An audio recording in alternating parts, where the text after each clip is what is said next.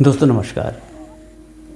कैसे हैं आप? कल हमको एक जानने वाले मिल गए। उन्होंने कहा कि आप इंट्राडे ट्रेडिंग के बारे में क्यों बताते हैं, ये तो एक तरह की गैम्बलिंग होती है।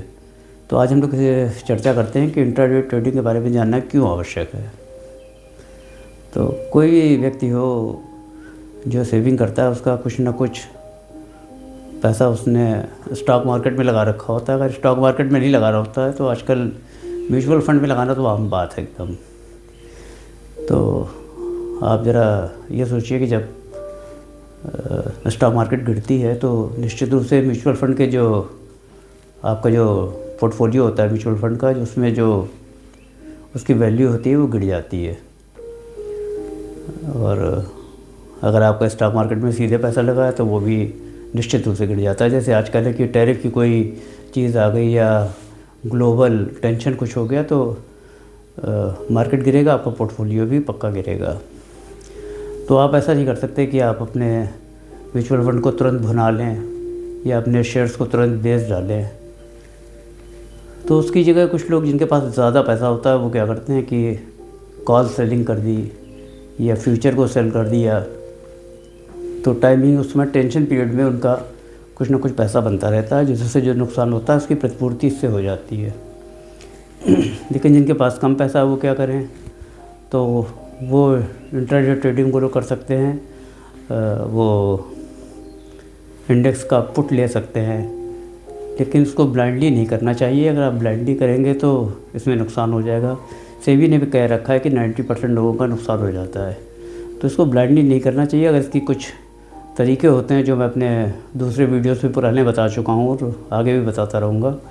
अगर आप उसको इंटेलिजेंटली करेंगे और बहुत लालच नहीं करेंगे और अपना स्टॉप लॉस और अपना टारगेट अगर आपको पता रहेगा और आपको पता रहेगा कि हम किस तरह से उसमें ट्रेडिंग करें, तो आपकी जो टेंशन की वजह से या और परिस्थितियों की वजह से जो स्टॉक मार्केट गिरा हुआ है या जो आपका पोर्टफोलियो गिरा है उसकी प्रतिपूर्ति आपकी हो सकती है।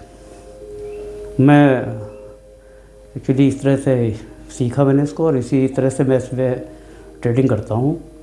और मैं एक चीज़ आपको अपनी राज एक और बता दूँ कि मैं कॉल की बजाय पुट लेना पसंद करता हूँ, क्योंकि ये इस तरह की स्थितियों में पोर्टफोलियो को रिकवर करने में और उसको बचाने में एक महत्वपूर्ण भूमिका अदा करता है। और आप इन्वेस्टमेंट कैसे करें इसके बारे में मैं आपको कुछ टिप्स देना चाहूँगा। जो मुझे पता है वो बता सकता हूँ मैं आपको। मुझे लगता है कि एक साथ बहुत सारा पैसा लमसम में कभी नहीं लगाना चाहिए। एसआईपी में बहुत सारा पैसा कुछ चुनिंदा एसआईपीज़ में एकदम से नहीं झोंक देना चाहिए। किसी ट्रेड उसके कहने से आप अपने जो जिसके थ्रू आप करा रहे हैं इंटेलिजेंटली यह काम करना चाहिए। जब स्टॉक मार्केट गिरा हो उस समय थोड़ा सा लमसम पैसा लगा दें और उसको सीधे म्यूचुअल फंड में डायरेक्ट प्लान में थोड़ा थोड़ा करके लगा दें और ETFs में लगा दें। जब ETF जब मार्केट गिरा हुआ हो और जब आपको लग रहा है कि गोल्ड सिल्वर के दाम गिरे हैं तो आप गोल्ड सिल्वर के ETF में लगा दें। कोई टेंशन हो तो आप कमोडिटीज़ में सिल्वर और गोल्ड में आप परचेजिंग कर सकते हैं। और जब माहौल खुशनुमा हो और अच्छा सा हो तो आप मैन्युफैक्चरिंग या इस तरह के जो स्टॉक्स हैं आपके या म्यूचुअल फंड्स हैं उनमें आप निवेश करें। डाइवर्सिफाई करके रखें अपना निवेश और थोड़ा सा कैश बचा के रखें। जब आपको लगता है कि हालात थोड़े ख़राब और हो सकते हैं तो आप थोड़ा और ज़्यादा इन्वेस्टमेंट करें। इस तरह आप करें तो निश्चित रूप से आपका पैसा ग्रो हो जाएगा। और आपको लगे जब कोई टेंशन हो रहा है या कुछ ऐसी चीज़ हो रही तो आप उसका पुट इंटेलिजेंटली ले सकते हैं और उसको आप जो आपका इधर से लॉस हो रहा है उसकी आप रिकवरी कर सकते हैं।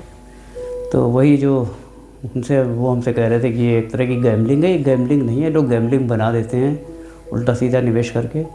वो करेंगे तो निश्चित रूप से नुकसान होगा, इसके लिए कोई और जिम्मेदार नहीं है। लेकिन आप इसको अगर इंटेलिजेंट तरीके से करेंगे, उसको आप सोच समझ कर करेंगे, ग्रीडी बनकर नहीं करेंगे और समझदारी से करेंगे तो इसमें नुकसान होने के चांसेस कम है, फ़ायदे होने के चांसेस ज़्यादा है।